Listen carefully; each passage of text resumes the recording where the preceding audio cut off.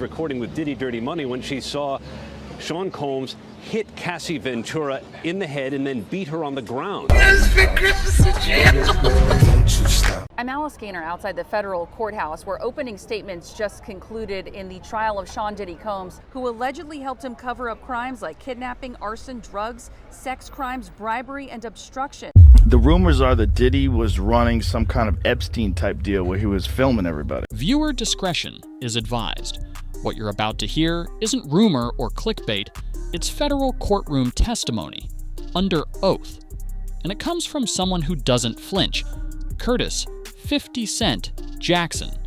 For years, 50's been dropping cryptic bombs about Diddy, Instagram memes, suspicious interviews, casual jabs. Most people laughed it off, just 50 being 50, right?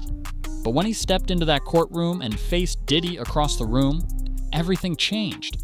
Because this time, he wasn't playing. Quite an interesting week. He brought Like the receipts. your bit about This feud Puffy. didn't start in court. It started He in said whispers. that what we saw was a Back in passion and what 2014, lovers in 50 relationships posted a do. meme suggesting Diddy and Rick Ross were more than just business partners. People shrugged it off. Then in 2018, on The Breakfast Club, he told a story that raised eyebrows. Diddy invited him to go shopping, his treat. 50 said, "What grown man invites another man to shop and says he'll pay?" It got laughs, but the message was clear. 50 had seen something. And in 2022, when lawsuits against Diddy began piling up, 50 posted just 2 words alongside Cassie's accusations. Told you. But in that courtroom, he wasn't posting memes. He was naming names. The first name? Usher. 50 didn't mince words.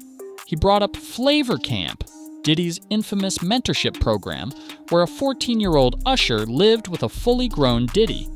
Industry folks always whispered about it, but no one spoke out. Until now. 50 pointed to old interviews, like Usher squirming on Howard Stern, and said, "That boy looked like he had something to say." But Puff got that power, makes people quiet. He talked about a later event where Usher kept his distance from Diddy. Not like they were busy, but like something unspoken hung between them. And when asked if there were recordings or written proof, 50 said flatly, "This industry don't work on paper trails. It's what we see backstage when the cameras are off." Then came Fabolous. You've probably seen the viral Drink Champs clip where Diddy kept asking Fab why they never party together. Fab laughed nervously, but 50 said that wasn't laughter. That was fear. "I was there," 50 said. "I saw him shrink in his chair. Puff was pressing him and he wanted out." He described another incident at an exclusive event where Diddy cornered Fab and tried to lure him to a hotel room. Fab ducked out the back door. And Fab's Instagram confession years later? "I pretended I was going to the bathroom, but I dipped out at 7 a.m. He didn't want to be there.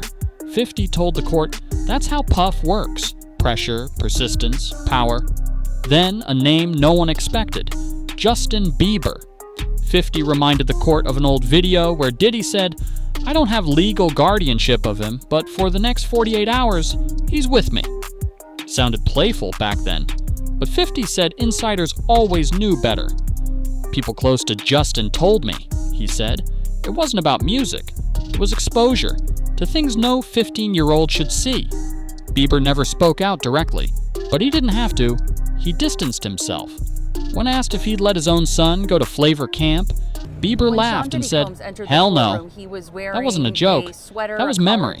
It got darker." 50 Cent's been warning us about Diddy for years, recounted and now a story people are from finally Diddy's catching former on. bodyguard, Back in 06, 50 Gian dropped the Deal. bomb. He told the court about a shopping trip to an adult store, Puff buying racks of explicit toys.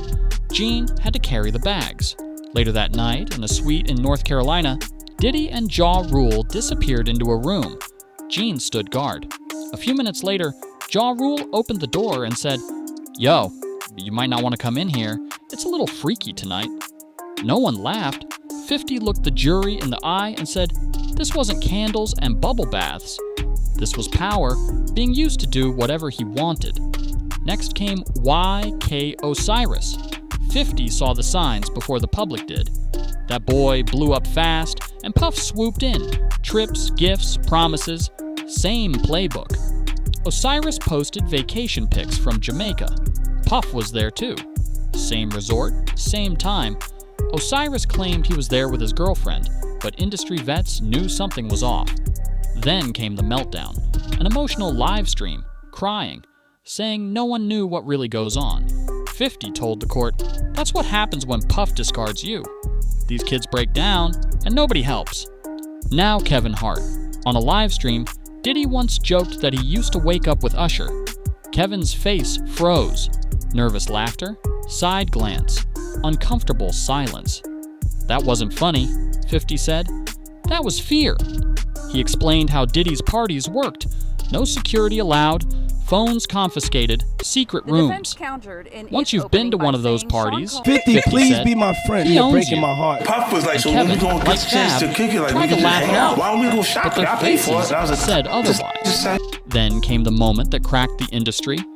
50 pulled out a folded sheet of paper. "This ain't no hit list," he said. "This is a truth list." He read the names aloud. Usher, YK Osiris, Justin Bieber, Ja Rule, Trey Songz, Bow Wow, Kevin Hart, Fabolous, and more, he added. "Some I ain't naming, yet." He clarified some were victims, others were collaborators, recruiters, enablers, people who cleaned up the messes and kept the secrets. But the silence, that ended in that courtroom. Why did 50 do it? "I've seen too many people fall apart," he said. "Break down, be destroyed. I got kids, and I'm not letting this man do it to the next generation." He wasn't looking for applause, and none came.